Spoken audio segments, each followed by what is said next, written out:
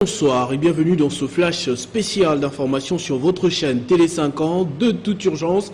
Vu la situation sécuritaire délétère, le Premier ministre, chef du gouvernement, Sylvestre Ilunga Ilunkamba, a réuni les différents membres du gouvernement et les services de sécurité à haut niveau pour évaluer la situation du pays en cette période d'état d'urgence, compte tenu des différentes manifestations et marches prévues par différents mouvements politiques et la société civile. Il vient d'être décidé l'interdiction formelle de toutes les manifestations sur l'étendue du territoire national. Suivez à ce propos le communiqué du gouvernement lu par le vice-premier ministre de l'Intérieur, Gilbert Kankodé.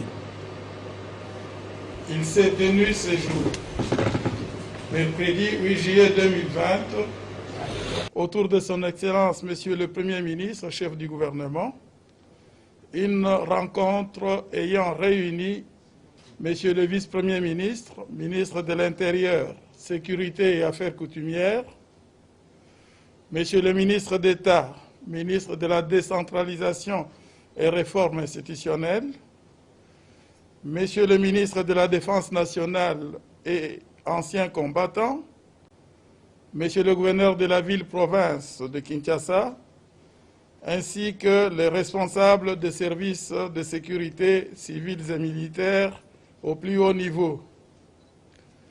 La rencontre a porté sur les demandes des marches des partis politiques et autres organisations de la société civile en rapport avec l'actualité politique de l'heure.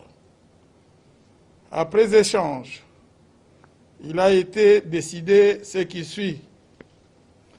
1.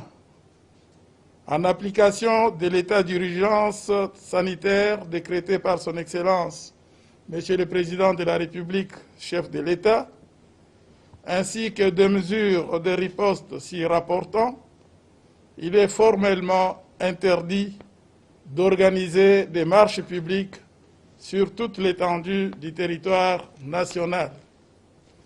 2. Il est demandé aux leaders des plateformes Cash et FCC, qui constituent la coalition au pouvoir, d'inviter leurs membres de s'abstenir impérativement des marches projetées dès ce jeudi 9 juillet 2020. 3. Il leur est demandé d'entamer urgemment des discussions politiques sur les questions de l'heure qui les divisent. 4.